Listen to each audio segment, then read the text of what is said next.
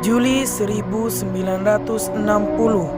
Partai Komunis Indonesia melancarkan kecaman-kecaman kepada kabinet dan juga tentara. Ketika tentara bereaksi, Soekarno segera turun tangan sampai persoalan ini selesai sementara waktu. Hal itu justru menjadikan hubungan antara Soekarno dan Partai Komunis Indonesia semakin dekat.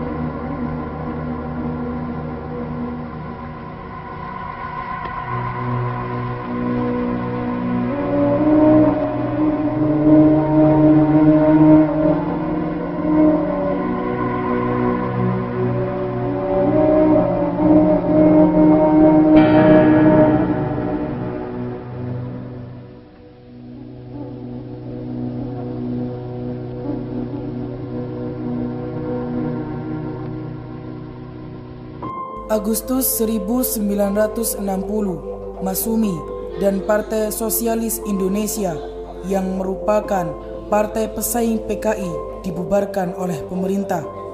PKI pun semakin giat melakukan mobilisasi massa untuk meningkatkan pengaruh masyarakat dan memperbanyak anggota.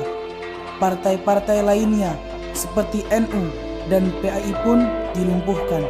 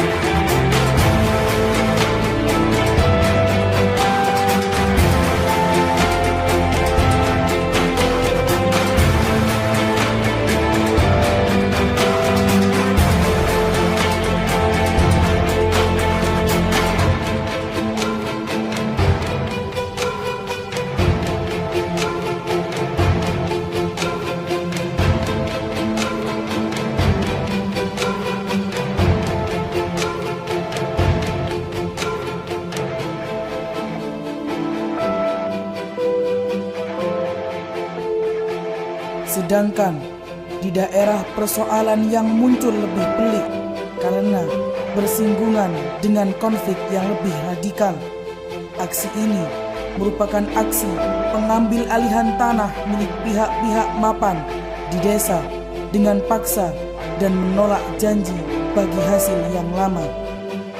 Tahun 1964, perlawanan terhadap aksi sepihak semakin lama semakin kuat. Hubungan antara PKI dan Angkatan Darat semakin memanas. Sindiran dan kritik dilontarkan kepada petinggi Angkatan Darat. PKI kemudian meniupkan isu tentang adanya Dewan Jenderal di kubu Angkatan Darat yang sedang mempersiapkan sebuah kudeta. PKI memberikan dokumen Diltris yang ditandatangani oleh Duta Inggris di Indonesia. Isi dokumen itu ditafsirkan sebagai isyarat adanya operasi pihak Inggris. Meskipun kebenaran dari dokumen itu diragukan, Jenderal Ahmad Yani lalu menyanggah keberadaan Dewan Jenderal ini ketika Presiden Soekarno bertanya kepadanya.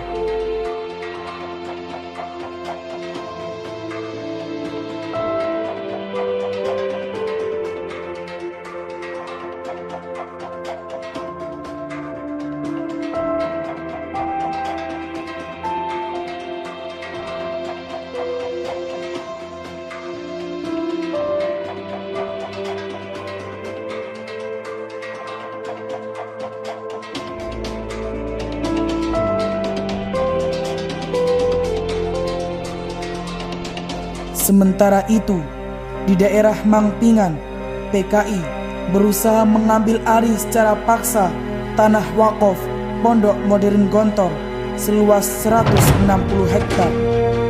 Sebuah tindakan yang membuat semakin marah dari kalangan Islam.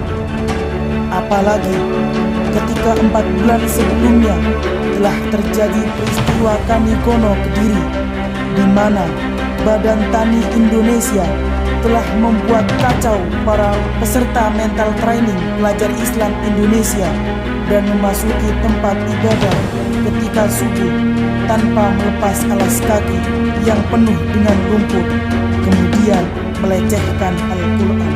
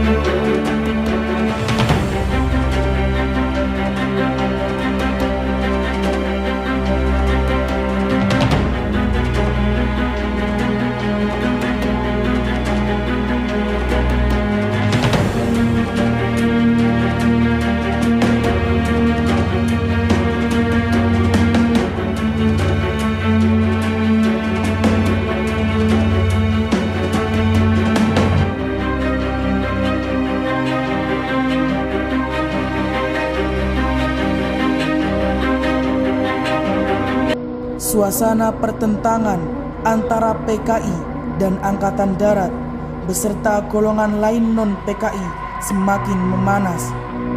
Menjelang tanggal 30 September 1965, apalagi pada bulan Juli sebelumnya, Soekarno tiba-tiba jatuh sakit. Tim dokter Cina yang didatangkan DNID untuk memeriksa Soekarno menyimpulkan bahwa Presiden Republik Indonesia tersebut kemungkinan akan meninggal dan lumpuh. 28 September 1965, pimpinan PKI mengadakan rapat biro PKI dan memutuskan untuk bergerak.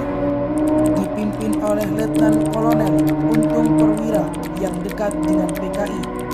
Pasukan pemberontak melaksanakan gerakan 30 September atau peristiwa G30 SPKI dengan menculik dan juga membunuh para jenderal dan perwira di pagi buta pada tanggal 1 Oktober 1965.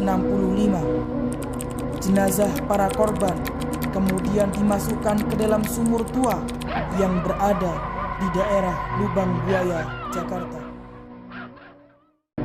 Jenderal Ahmad Yani, Menteri Panglima Angkatan Darat, Mayor Jenderal S. Parman, Mayor Jenderal Suparto, Mayor Jenderal M. T. Haryono, Brigadir Jenderal D.I. Panjaitan, Brigadir Jenderal Sutoyo Siswo Miharjo, Letnan Satupir Tendean.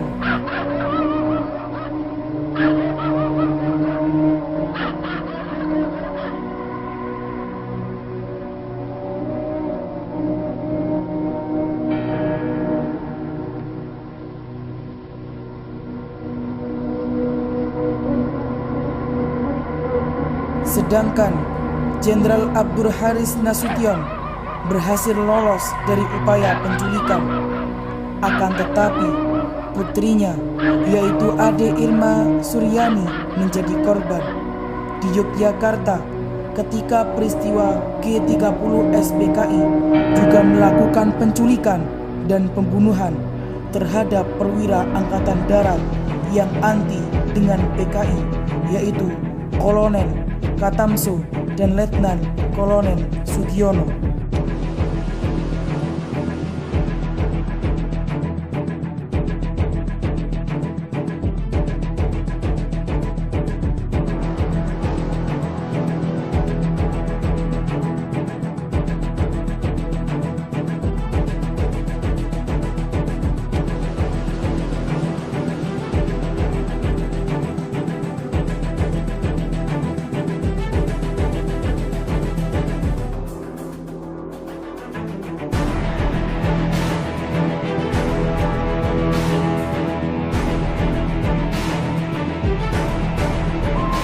Pada berita RRI pagi harinya, Letkol Untung lalu menyatakan pembentukan Dewan Revolusi. Dalam situasi tidak menentu itu, Panglima Komando Strategis Angkatan Darat, yaitu Maijen Soeharto, segera berkeputusan mengambil alih pimpinan Angkatan Darat. Setelah mengumpulkan pasukan yang masih setia pada Pancasila, operasi penumpasan gerakan 30 September pun segera dilakukan. Ketika diketahui bahwa gerakan 30 September ini ada hubungannya dengan PKI, maka pengejaran terhadap pimpinan dan pendukung PKI juga terjadi.